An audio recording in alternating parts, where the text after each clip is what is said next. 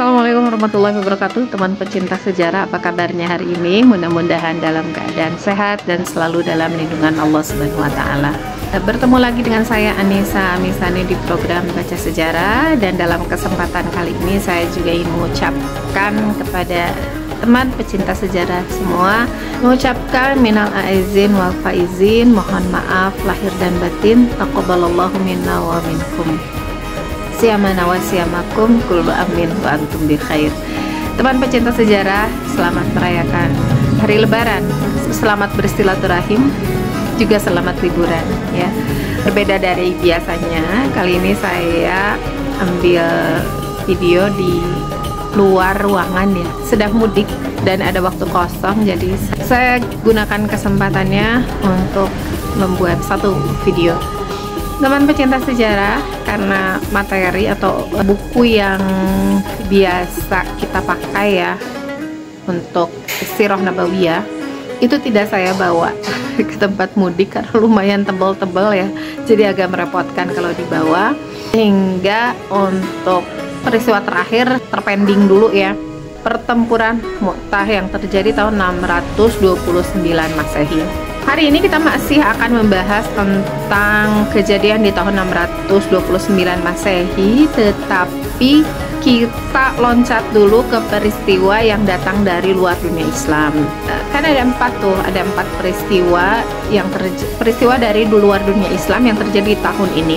Tahun 629 Masehi bertepatan dengan tahun 7 hingga 8 Hijriah. Ada 4 peristiwa ya. Yang pertama adalah kembalinya Yerusalem ke tangan Bizantium. Yang kedua, dimulainya era keemasan Bizantium atau Romawi Timur, era Heraklius. Dan yang ketiga adalah kampanye militer yang dilakukan oleh Kaisar Taizong dari dinasti Tang ke-7 Timur.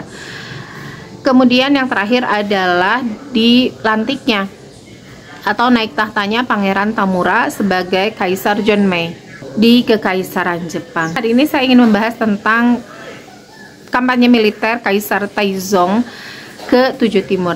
Langsung ke yang ketiga ya, kejadian penting yang ketiga. Kalau yang pertama dan yang kedua saya kira tidak perlu dibahas lagi karena sudah dibahas di tahun-tahun sebelumnya, dan baik tentang kembalinya Yerusalem ke tangan Bizantium, juga tentang dimulainya era keemasan Bizantium.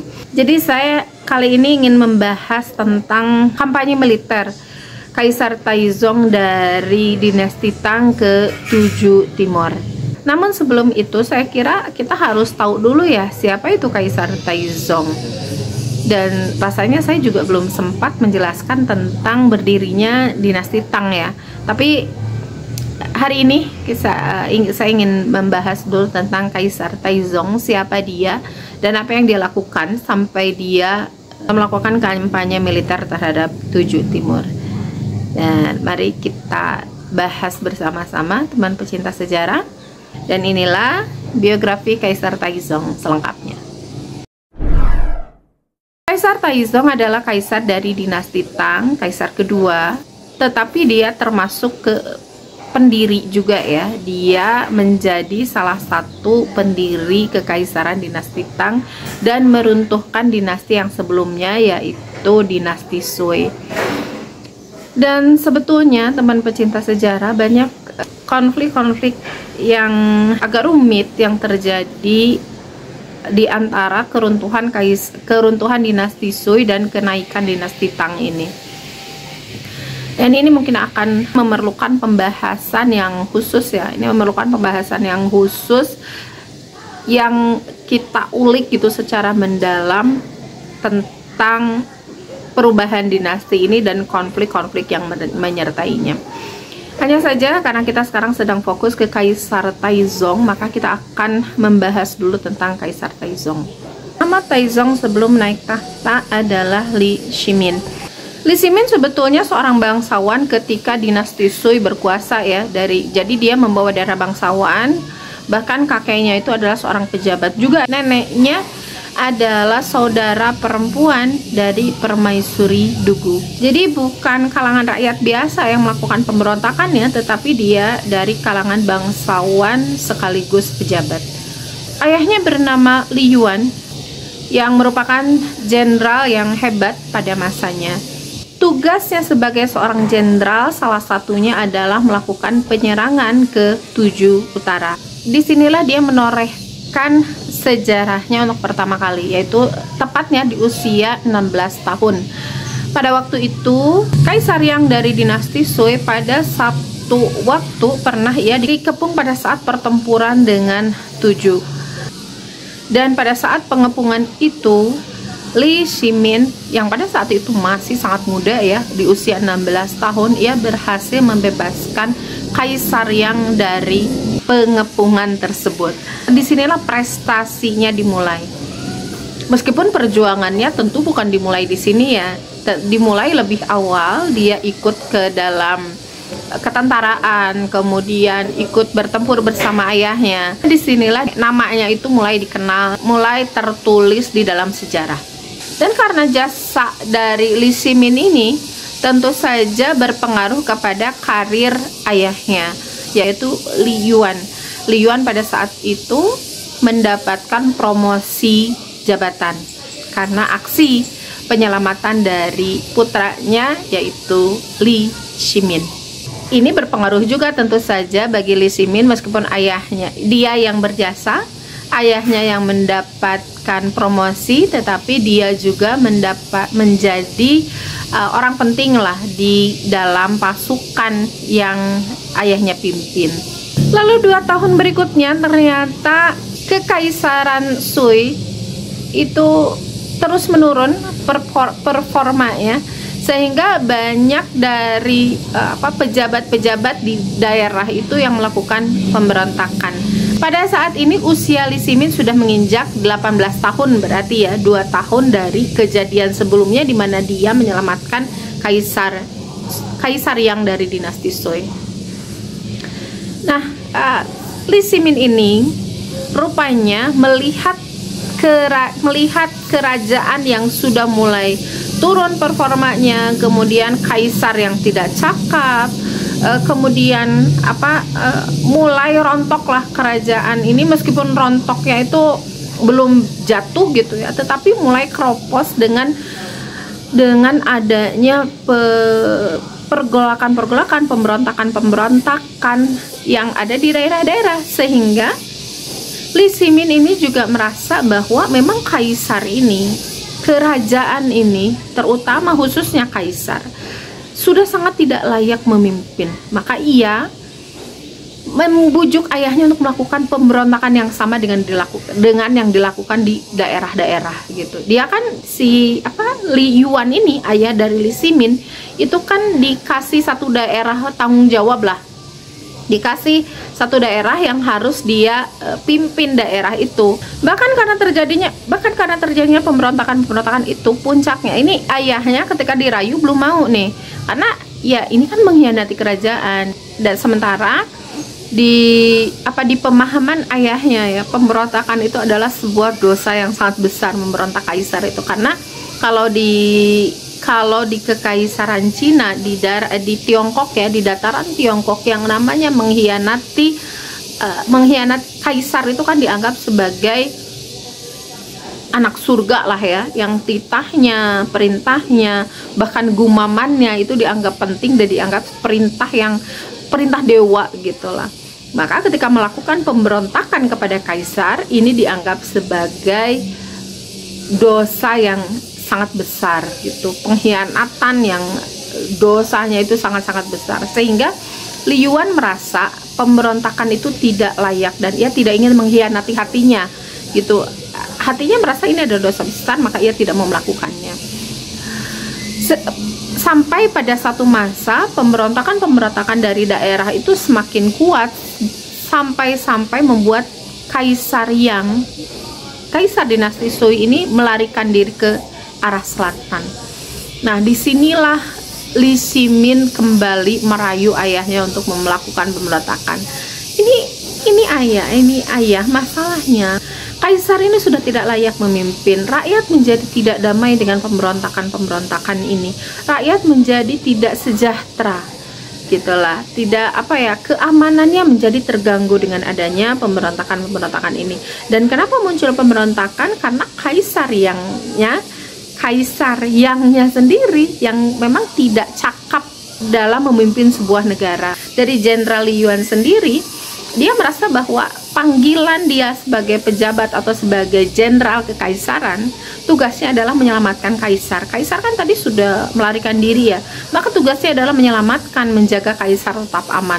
Tetapi di sisi lain, bisikan yang dilakukan oleh Li Shimin itu masuk akal dia juga gitu. Apa yang dikatakan Li Shimin ini benar juga, ini kaisar memang tidak cakap. Maka disitulah dia merasa galau ya, antara menyelamatkan kaisar atau justru memberontak pada kaisar karena ketidakcakapannya. Li Shimin pada akhirnya bukan hanya membujuk tapi setengah memaksa kepada ayah ya. Ayah ini galau berat nih, makanya harus saya tekan supaya dia memberikan keputusan yang benar dan memihak kepada rakyat gitulah. Bahasa dia gitu ya, memihak kepada rakyat karena ini adalah perjuangan untuk rakyat. Hingga pada akhirnya Li Yuan berhasil terbujuk juga dengan rayuannya Li Shimin, dengan lobby-lobby dari Li Shimin. Ia pun pada akhirnya memberontak kepada kekaisaran dinasti Sui. Li Yuan setuju untuk melakukan pemberontakan atas nama perdamaian. Jadi dia berdalih bahwa pemberontakan ini supaya negara itu berjalan dengan damai gitu. Hanya masalahnya modal yang dia miliki di kota yang dia mendapat amanah lah ya, mendapat tugas untuk menjaga kota Taiyuan. Nah, di kota ini dia hanya punya 30.000 tentara. Tetapi dengan 30.000 tentara ini pada akhirnya dia jadikan modal untuk melakukan pemberontakan tersebut. Maka dimulailah dia melobi-lobi pejabat-pejabat lain gitu. Jadi tidak langsung berak gitu ya menyerang ke ibu kota, tidak. Dia melakukan pelan-pelan gitu, melakukan konsolidasi, kemudian melobi, mengajak gitu kan. Dia tentaranya cuma 30.000 orang untuk menduduki ibu kota, itu dirasa belum cukup lah, karena pendukung kaisar itu juga masih cukup banyak. Lalu dia satu persatu mempengaruhi orang-orang tersebut untuk melakukan pemberontakan gitu ya, untuk berada di pihaknya, dengan alasan yang dipakainya sama dengan alasan yang dia pakai untuk membenarkan kepada dirinya sendiri bahwa ini adalah kedamaian untuk masyarakat. Maka satu persatu dari pejabat itu mulai memberikan dukungan kepada Li Yuan agar ia melakukan pemberontakan. Baru setelah 4 bulan berikutnya, setelah konsolidasi, kemudian pada akhirnya melakukan pergerakan langsung ke ibu kota, dan berhasillah pemberontakan itu dilakukan. Jadi ini yang maju ke depan ini bukan Li Shimin tapi ayahnya, yaitu Li Yuan. Maka setelah melakukan pemberontakan itu, pemberontakan yang berhasil, mereka tidak serta-merta menjadikan diri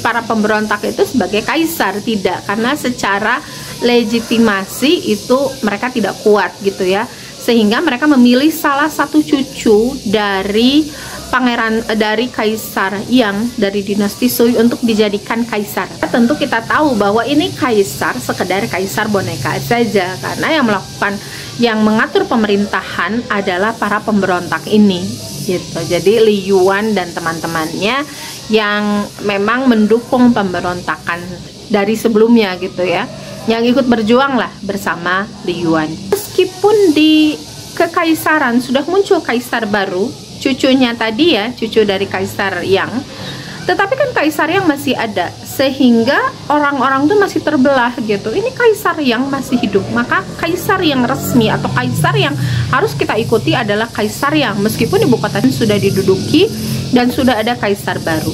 Dan ini menjadikan terbelah dua lah, baik para pejabat maupun masyarakat. Masih ada yang sudah mengakui kaisar yang baru yang diangkat oleh para pemberontak ini, yang dipimpin oleh Li Yuan, tetapi ada juga yang masih berpihak kepada kepada kaisar Yang, karena yang secara resmi yang memiliki legitimasi dari surga gitu ya adalah kaisar Yang.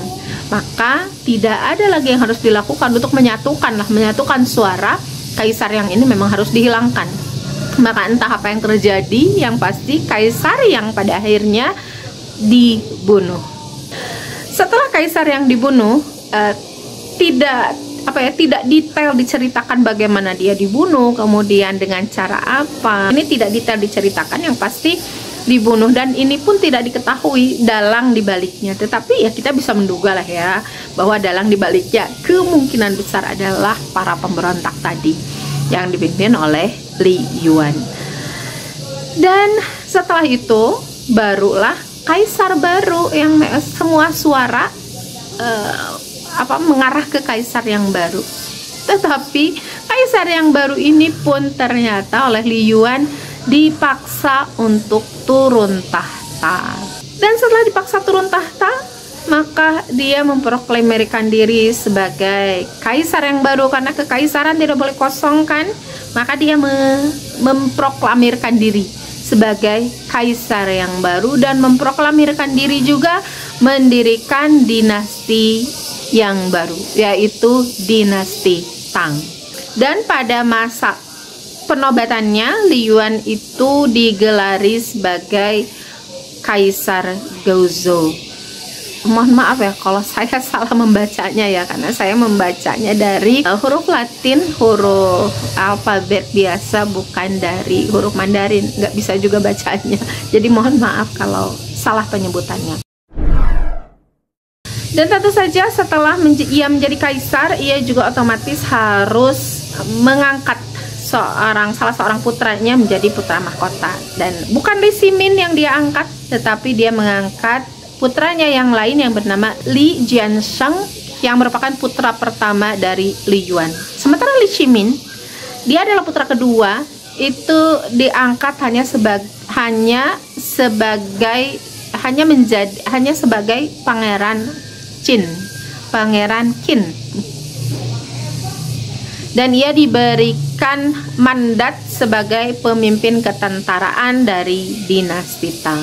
Nah, dalam sebuah kekaisaran, pemimpin ketentaraan atau pemimpin pasukan, pemimpin militer ini adalah jabatan yang sangat-sangat prestisius, sehingga ya Li Yuan merasa bahwa ini jabatan yang pantas untuk Li Shimin dan cukup gitu, meskipun jasa Li Shimin ini sangat-sangat besar bagi dirinya, bagi kekaisaran Tang dalam pendiriannya. Setelah menjadi pangeran Qin dan memimpin ketentaraan dinasti Tang, ternyata Li Shimin ini menorehkan jasa yang cukup besar bagi dinasti Tang, sehingga dalam tempo yang cukup singkat dia menjadi pangeran yang memiliki nama harum dan cukup terkenal di kalangan, baik di kalangan para pejabat, para bangsawan, maupun di kalangan rakyat biasa. Namanya sangat harum ya, dan disebut-sebut Pangeran Qin. Bahkan ia digadang-gadang sebagai panglima terbaik, panglima perang terbaik yang dimiliki oleh dinasti Tang pada masa itu. Dan masih ingat di awal kisah ya teman pecinta sejarah, bahwa terjadi beberapa pemberontakan. Jadi yang memberontak itu bukan hanya Li Yuan gitu, tetapi banyak juga pemberontak lain yang melakukan pemberontakan terhadap dinasti Sui yang sebelumnya ya, dinasti Sui yang sudah jatuh. Dan yang menghancurkan para pemberontak ini adalah Pangeran Qin, atau yang kita kenal dengan nama Li Shimin ini. Nah, Li Shimin karena sekarang sudah menjadi Pangeran Qin, maka kita sebut sebagai Pangeran Qin ya, kita ganti namanya tuh. Maka dengan jasanya itu, Pangeran Qin ini sudah namanya harum dari sebelumnya ya, ditambah dengan menumpas para pemberontak, maka menyatukan daerah-daerah menjadi satu dalam kekaisaran dinasti Tang, dalam satu pemerintahan, satu kekuasaan yang bernama dinasti Tang. Jadi jasanya sangat luar biasa ya bagi dinasti Tang. Dan dengan begini juga karena ada dalam satu pemerintahan, kemudian pemberontakannya juga padam, maka masyarakat juga merasa menjadi aman gitu. Karena kan pemberontakan itu sebetulnya tidak ngefek ya ke masyarakat, selain justru munculnya peperangan di daerah-daerah gitu. Jadi yang menderita ya masyarakat. Dan dengan adanya keamanan, dengan dihancurkannya para pemberontak itu, dipadamkannya pemberontakan itu, maka efek masyarakatnya menjadi tidak ada peperangan. Dan kalau tidak ada peperangan, berarti apa? Berarti daerah mereka menjadi aman dan mereka leluasa untuk keluar rumah, leluasa untuk mencari nafkah. Mereka merasa orang yang berjasa terhadap hal itu adalah Pangeran Jin. Karena jasanya ini terhadap dinasti Tang maupun terhadap masyarakat, namanya yang semakin harum di kalangan rakyat, namanya yang semakin dikenal oleh para pejabat, ternyata ini menjadi ancaman bagi eksistensi putra mahkota Li Jiansheng. Jadi dianggap sebagai pesaing ya, bahkan musuh. Yang seharusnya kan nama yang harum itu adalah nama putra mahkota. Sehingga ia akan elektabilitasnya ya menjadi naik di masyarakat gitu, dan nanti ketika dia naik tahta dia mempunyai legitimasi yang kuat, kemudian kepercayaan yang kuat dari rakyat dan para bangsawan juga pejabat. Tetapi ini tidak terjadi. Yang mendapatkan memiliki nama harum ternyata malah Li Shimin atau Pangeran Jin. Padahal Pak putra mahkota Li Jiansheng juga bukan orang yang biasa gitu. Dia pun seorang politikus yang hebat. Kemudian dia di medan pertempuran juga memiliki bakat ya, sebagai komandan yang berbakat, dan memiliki penguasaan administrasi yang kuat gitu, yang hebat juga ya, bukan orang biasa lah ya, makanya dipilih juga gitu kan, apalagi anak pertama yang nanti akan menjadi pewaris. Kalaupun bukan pewaris tahta, dia akan menjadi pewaris harta dan pewaris nama keluarga. Maka sudah pasti sebagai anak pertama dia disiapkan dengan matang oleh Li Yuan dengan berbagai keterampilan. Namun tentu saja setelah menjadi putra mahkota, dia banyak tinggal di istana karena diajari dengan kerja-kerja istana lah ya. Dia diajari tentang administrasi, mengatur negara, kemudian surat menyurat, kemudian hubungan luar negeri dan sebagainya gitu, yang menjadi pekerjaan seorang kaisar. Sehingga karena dia banyak ada di istana, banyak ada di dalam, namanya menjadi tidak seharum nama Pangeran Jin gitu. Jadi namanya ya hebat di dalam istana saja gitu, tidak kedengaran keluar. Berbeda dengan Pangeran Jin yang memang sepak terjangnya di luar istana, namanya lebih harum dibandingkan nama Li Jiansheng. Maka tentu Li Jiansheng merasa, wah ini ancaman nih, adik ini gitu ya, Pangeran Jin ini menjadi ancaman bagi tahta yang nanti kedepannya diwariskan kepada dia. Lambat laun dua orang ini memiliki pengaruh yang cukup memecah dukungan gitu. Jadi ada yang mendukung Li Jiansheng, tetapi ada juga yang berpihak kepada Pangeran Jin atau Li Shimin. Seiring berjalannya waktu, pada akhirnya dua kekuatan ini bersaing dalam satu peristiwa gitu, dalam satu peperangan. Mereka mendukung siapa gitu ya, ada yang mendukung Li Jiansheng dengan pendapatnya, ada yang mendukung pendapat Pangeran Jin. Li Jiansheng sebagai putra mahkota tentu didukung oleh kaisar secara pribadi ya, karena kan sudah diangkat juga sebagai putra mahkota juga, berarti dia sudah mendapat dukungan dari kaisar, dan memang kaisar menginginkan kedepannya Li Jiansheng lah yang menjadi kaisar berikutnya, bukan Pangeran Jin. Maka putra mahkota ini mendapatkan dukungan dari kaisar, juga beberapa pangeran, diantaranya adalah pangeran keempat, kemudian beberapa pejabat-pejabat penting. Sementara di pihak Pangeran Jin juga ia memiliki dukungan yang sangat-sangat kuat, terutama di kementerian-kementerian militer ya, juga di masyarakat, sehingga dukungannya itu cukup mengakar. Lambat laun terus di antara dua pendukung ini terjadi terus semakin mengerucut antara dua pendukung ini.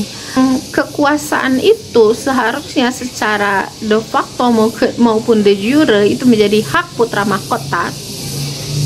Dari pihak Pangeran Qin, banyak suara-suara yang meminta kepada kaisar untuk mengganti posisi putra mahkota dengan Pangeran Qin karena memang jasanya yang sangat besar, mereka bilang. Sehingga terjadi persaingan perebutan kekuasaan meskipun secara hukum itu masih dimiliki oleh putra mahkota.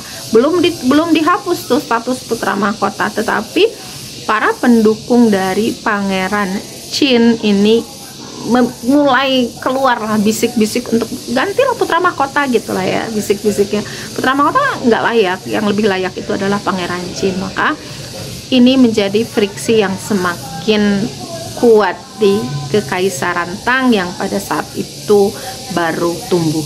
Sampai pengaruh ini menjadi seimbang ya, antara pendukung Pangeran Qin juga pendukung putra mahkota itu sama-sama kuat sehingga tidak ada yang bisa dimenangkan gitu ya. Maka Pangeran Qin ini entah ada hubungannya atau tidak gitu ya, pada suatu waktu itu meminta ia keluar istana dan minta untuk diutus tugas luar gitu sebagai jenderal menjaga satu daerah gitu ya. Ini sekilas seperti mengalah ya, udahlah saya mengalah gitu keluar istana. Tetapi di pandangan putra mahkota dan kaisar ini justru semakin berbahaya. Kenapa? Karena dikhawatirkan nanti Pangeran Qin itu setelah memerintah di luar istana, menguasai satu daerah, lambat laun dia akan menyusun kekuatan di luar daerah itu dan melakukan pemberontakan terhadap kekaisaran. Lalu apa sih isi hati dari Pangeran Qin sebenarnya?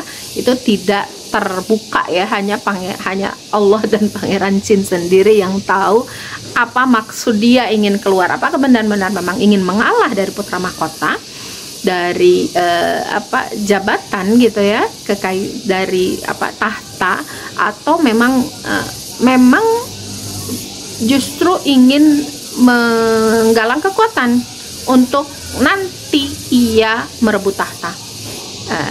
Sekali lagi hanya Allah dan dia sendiri yang mengetahuinya. Tetapi di pandangan seorang kaisar dan putra mahkota ini dipandang sangat-sangat berbahaya, sehingga apa yang dimintakan oleh Pangeran Qin itu tidak mereka kabulkan. Bahkan bukan hanya tidak mengabulkan permintaannya, rupanya kaisar dan putra mahkota itu malah berencana untuk menggantikan kekuasaannya di militer dengan saudaranya yang lain, yaitu Li Yuanji, pangeran keempat yang mendukung putra mahkota. Ia diangkat menjadi marskal Tang yang baru. Dan ini tentu saja membuat Pangeran Qin bergolak ya. Dia nih yang sudah merintis dinasti Tang gitu lah. Kemudian yang sudah ngasuh itu, yang sudah membina ketentaraan dinasti Tang gitu. Terus setelah berhasil diberikan begitu saja kepada pangeran keempat, kepada adik mereka sebetulnya ya. Dan dia tidak merasa ikhlas dengan itu. Dan bahkan dikabarkan oleh ahli sejarah bahwa yang dilakukan putra mahkota itu bukan hanya sekedar mencabut jabatan dari Pangeran Qin, tetapi melakukan usaha pembunuhan terhadap Pangeran Qin dengan memberikan racun. Tetapi beberapa usahanya itu ternyata tidak berhasil ya, sehingga Pangeran Qin memang masih hidup, dan harapan dari putra mahkota untuk menghilangkan nyawa adiknya sendiri ini tidak terrealisasi, tidak tercapai. Karena semua usaha jahat yang dilakukan oleh putra mahkota, Pangeran Qin ini merasa ia terancam gitu ya. Ibaratnya lu jual gue beli gitu. Kalau kalian melakukan ini, saya juga akan melakukan hal yang sama. Maka tercetuslah sebuah kudeta, sebuah pemberontakan yang sebetulnya bukan cukup lagi ya, tapi menurut saya sih ini kejam juga ya apa yang dilakukan oleh Pangeran Qin, yang pada saat itu berarti kembali menjadi Li Shimin, itu dengan melakukan peristiwa yang dikenal dengan insiden gerbang Xuanwu. Karena Li Shimin ini seorang pangeran. Ia menjadi tahu ya tentu saja kebiasaan-kebiasaan pangeran di istana. Meskipun ia lebih banyak tinggal di luar istana, ia tetap tahu bagaimana kebiasaannya, dan ia memanfaatkan hal itu untuk melakukan kudeta. Jadi dia menyergap satu jalan, yang jalan itu melewati gerbang gitu ya, gerbang Xuanwu itu. Dia merencanakan penyergapan terhadap putra mahkota Li Jiansheng dan Li Yuanji, adik keempatnya. Biasanya lewat jalan itu mereka akan setiap pagi gitu melakukan penghormatan, melakukan penghormatan, kemudian menemui ayahnya gitu, lalu melakukan tugas-tugasnya gitu. Selalu melewati gerbang itu yang selalu dipakai. Nah, ini dijadikan tempat yang menurut Li Shimin ini adalah tempat strategis di mana ia bisa menyergap kakak dan adiknya itu dengan cukup leluasa. Dia membawa 10 orang yang sangat ia percaya, dan 10 orangnya ini orang hebat di ketentaraan, bahkan jenderal jabatannya, untuk menghadang putra mahkota dan Li Yuanji di gerbang Xuanwu. Mereka menunggu putra mahkota dan Yuanji lewat, yang di bawahnya beberapa kasim dan pengawal istana biasa gitu ya. Disergap, lalu setelah berhadapan terjadilah pertempuran yang cukup sengit, dan ya tidak bisa dielakkan lagi. Li Shimin berhasil membunuh putra mahkota dengan anak panah yang ia lontarkan dari busurnya. Sementara adiknya Li Yuanji ini berhasil bertahan dan melakukan perlawanan yang cukup heroik lah ya, sampai titik darah yang penghabisan. Ironis ya, ini kan mereka ini tadinya ketiga saudara yang cukup solid, dan ketika masih ada di bawah kekaisaran dinasti Sui, mereka ini di medan pertempuran saling bekerja sama, kemudian saling layaknya adik kakak lah, saling bekerja sama, kemudian bertempur di medan pertempuran bersama-sama dalam satu barisan gitu ya, dalam satu tujuan. Tetapi setelah berhadapan dengan tahta yang diperebutkan, pada akhirnya mereka saling menjadi musuh dan bahkan saling membunuh. Itulah tahta ya, yang bisa membuat orang hilang rasa kasih sayangnya, padahal mereka satu darah gitu, mereka bersaudara. Lalu sesuai rencana, setelah putra mahkota terbunuh, Yuanji meskipun dia masih melakukan perlawanan yang cukup sengit, karena dia juga ahli dalam berperang ya, dia ahli juga di medan perang, datanglah bantuan berupa bantuan 70 orang tentara hebat juga yang menyerbu masuk gitu, dan pada akhirnya ya benar-benar habis gitu, benar-benar habis rombongan dari putra mahkota dan Li Yuanji ini. Berita ini tentu saja terekspos gitu langsung ke para pengikut putra mahkota, sehingga yang 70 orang ditambah yang 10 orang tadi berarti total 80 orang, yaitu diserbu oleh para pengikut putra mahkota, sehingga terjadilah pertempuran yang sangat-sangat sengit. Tetapi tentara ini perlawanannya juga tidak terlalu lama, karena tentara itu ketika melihat jasad dari putra mahkota gitu sudah tidak bernyawa, mereka melihat jasadnya dengan mata kepala mereka sendiri, mereka sudah kehilangan semangat gitu. Mereka kan membela putra mahkota. Kalau putra mahkotanya meninggal, siapa lagi yang mereka bela? Kalau mereka mati-matian membela putra mahkota yang sudah mati, maka mereka juga akan mati gitu. Sehingga semangat bertempur yang tadi sangat berapi-api turun perlahan, sehingga ya menyebabkan mereka kalah dan menyerah. Di sisi lain, berita ini sampai kepada kaisar. Tentu saja ya, sampai kepada kaisar, diceritakan secara detail apa yang terjadi, kemudian dikisahkan juga tentang bagaimana kematian putra mahkota dan pangeran keempat, yaitu Li Yuanji Ini tentu saja membuat normal ya, membuat sedih dari Kaisar Li Yuan. Tetapi ya mau bagaimana lagi, dia sudah tidak punya pewaris. Dia pada akhirnya menyerahkan kekaisaran, menyerahkan tahta putra mahkota kepada Li Shimin, karena tidak ada orang lagi. Kalau dia mau dinasti Tang ini terus berkuasa, ya mau tidak mau dia harus meneruskan tata putra mahkota kepada Li Shimin. Meskipun secara ironi Li Shimin ini yang membunuh kedua saudaranya, mau bagaimana lagi? Pada akhirnya dinobatkanlah Li Shimin menjadi menjadi putra mahkota. Dan entah dengan sebab apa, apakah menyerah atau percaya sepenuhnya kepada Li Shimin, setelah beberapa bulan diangkat menjadi putra mahkota, Li Yuan ini menyerahkan tahta, dia turun tahta dan menyerahkan tahta kekaisaran kepada Li Shimin. Sementara Li Yuan ini pensiun dan hidup setelahnya, menghabiskan masa tuanya dalam kegelimangan harta, kemewahan, dan kenyamanan hidup. Entah ini dirayu oleh Li Shimin atau bagaimana ya, wallahu alam. Hanya saja pada saat dia turun tahta dan pensiun dengan keadaan seperti itu, maka naiklah Li Shimin dinobatkan sebagai Kaisar Taizong. Namun setelah ia menjadi Kaisar Taizong, apakah pemerintahannya berjalan dengan lancar? Ternyata tidak ya. Masih banyak pendukung putra mahkota yang tidak terlalu percaya dengan Li Shimin. Mereka mencurigai Kaisar Taizong dan bahkan meragukan apakah betul Kaisar Taizong ini bisa memimpin dinasti Tang menjadi kuat dan hebat gitu. Dan mereka bahkan membuktikan ketidakpercayaan mereka dengan beberapa protes, beberapa ya hal-hal yang mengusik tahta Kaisar Taizong. Mereka mempertanyakan tentang cara-cara Kaisar Taizong naik tahta dengan cara yang sangat-sangat kejam.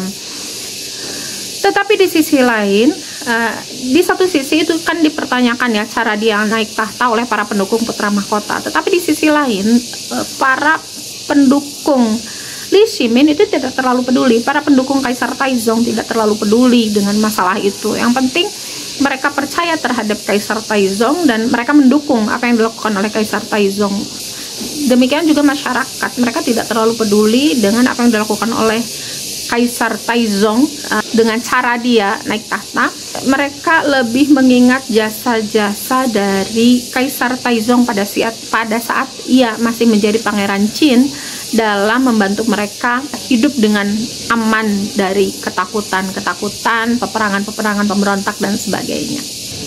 Kaisar Taizong itu memulai pemerintahannya di pemerintahan besarnya di Zhengwan, jadi bukan di Chang'an ya. Dan ia memulai pemerintahannya dengan menyingkirkan para pengganggu yang bisa merusak kekuatannya, merusak atau mengganggu energinya ketika bertahta. Menyingkirkan bisa dalam banyak hal ya, menurunkan jabatannya atau mencopot jabatan dari para pendukung putra mahkota. Kemudian mencopot gelar bangsawan, menghukum mereka, kemudian menghukum mereka keluar daerah gitu ya, mengambil hartanya dan mencopot kebangsawanannya, juga gelar-gelarnya, bahkan bisa juga untuk orang-orang tertentu itu dihilangkan nyawanya. Jadi memang ya begitulah politik pada masa itu, dan itu dianggap sebagai sesuatu yang wajar-wajar saja. Dan pada akhirnya memerintahlah Kaisar Taizong memimpin dinasti Tang sebagai kaisar yang kedua. Bagaimana kiprahnya setelah dia menjabat sebagai kaisar dinasti Tang yang kedua? Ternyata meskipun dia naik tahta dengan cara yang cukup kejam dan agak-agak menakutkan ya, ternyata dia bisa memimpin dinasti Tang dengan luar biasa. Dia membuat masyarakatnya makmur. Dia membuat dinasti Tang yang baru berdiri pada saat itu menjadi lebih kuat, membangun pondasi yang kuat, bagi keberlanjutan dinasti Tang di masa depan. Dia bahkan mendukung masyarakat kecil ya dengan membuka testing lah ya, kayak testing CPNS gitu, yang biasanya jabatan-jabatan itu diberikan hanya untuk mereka yang berdarah biru. Kali ini ia membuka kesempatan bagi masyarakat juga untuk menduduki jabatan-jabatan penting di pemerintahan, baik pemerintahan pusat maupun pemerintahan daerah.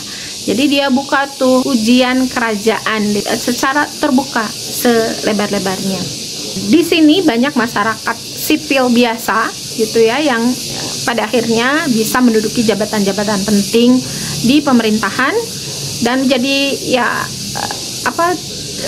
dengan kecerdasan, dengan keahlian, dengan kecakapan, seseorang biasa pun pada akhirnya bisa meningkatkan ekonomi dan kehormatan keluarganya. Dan secara bertahap juga dia menyingkirkan para pejabat-pejabat yang meskipun bangsawan tapi mereka tidak becus dalam bekerja, mereka tidak cakap.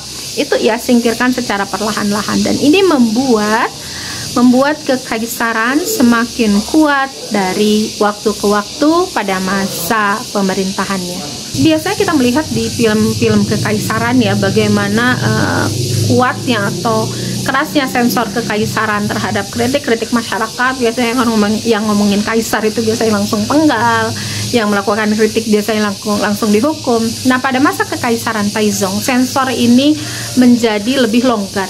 Bahkan ia memberikan kebebasan kepada masyarakat atau bahkan para pejabat untuk memberikan kritik dan masukan kepada pemerintahannya. Dan ini lumayan bijak ya bagi seorang kaisar, karena ini tidak biasa dilakukan gitu. Kaisar itu kan biasanya dia merasa bahwa dia adalah anak surga, sehingga apa yang dia katakan itu merupakan perintah dewa yang harus ditaati, baik itu benar ataupun salah gitu, baik itu bagus untuk pemerintahan ataupun tidak bagus.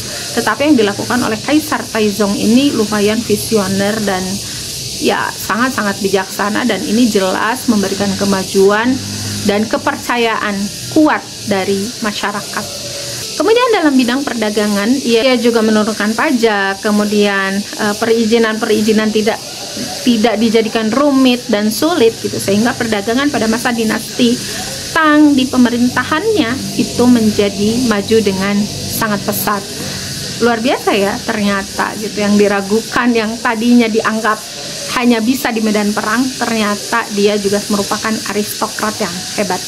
Bukan hanya itu ternyata yang dia lakukan dalam bidang pendidikan, dia juga melakukan gebrakan yang cukup menjanjikan masa depannya. Dia karena dia seorang pembuat kaligrafi yang sangat hebat, jadi jarang terjadi ya dia motorik kasarnya sangat bagus gitu, dia dengan bertempur di medan pertempuran sangat hebat, tapi dia juga memiliki motorik halus yang sangat luar biasa. Dia bisa menulis kaligrafi dengan sangat indah, dia juga bisa menyusun kata-kata sebagai seorang penyair gitu. Dan dengan intelektualitasnya itu dia membangun perpustakaan, dan perpustakaan nasional yang di tempat itu bukan hanya tempat buku-buku, tetapi ada pekerja-pekerja yang ditugaskan untuk mengedit buku-buku yang terbit gitu, mengumpulkannya sekaligus ya nanti menerbitkannya. Dan ini luar biasa ya untuk pada masa itu gitu, dia melakukan mungkin pada masa itu tidak biasa dilakukan. Sehingga karena jasa-jasa inilah, karena gebrakan-gebrakan inilah, pada akhirnya orang-orang itu sangat menghormati Kaisar Taizong. Terlepas dari apa yang dilakukan di masa lalu,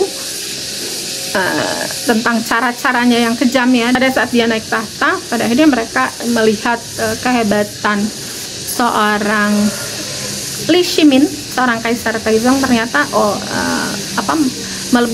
melebihi ekspektasi mereka ketika naik tahta, sehingga yang tadinya ada keraguan, yang tadinya membenci, lambat laun menjadi sangat-sangat menghormati Kaisar Taizong. Dan di 4 tahun setelah ia naik tahta, ia mengirimkan tentara untuk menyerang Tujuh Timur. Apa dibaliknya dan apa maksudnya ia mengirim tentara melakukan kampanye militer ke Tujuh Timur? Ini mungkin akan kita kisahkan di video berikutnya. Yang ini justru berkaitan ya, tentang kampanye militer ke-7 Timur ini berkaitan dengan kronologi sejarah yang sedang kita bahas di tahun ini, tahun 629 Masehi bertepatan dengan tahun 7 hingga 8 Hijriah. Jadi bersamaan dengan Rasulullah SAW dan para sahabat melakukan kampanye militer juga ke Mu'tah. Di sisi lain di Asia, Dinasti Tang juga melakukan kampanye militer. Dinasti Tang pada saat itu dipimpin oleh Kaisar Taizong itu melakukan juga kampanye militer ke-7 Timur. Dan teman pencinta sejarah, untuk selengkapnya kita tunggu di video berikutnya. Terima kasih sudah menyimak. Mohon maaf atas segala kesalahan sekali lagi. Minal aizin wal faizin, taqabbalallahu minna wa minkum. Mudah-mudahan Allah menerima amal kita di bulan Ramadan dan mempertemukan kita di Ramadan tahun depan. Wassalamualaikum warahmatullahi wabarakatuh. Jangan lupa untuk like, comment, subscribe, dan share. Terima kasih. Dadah.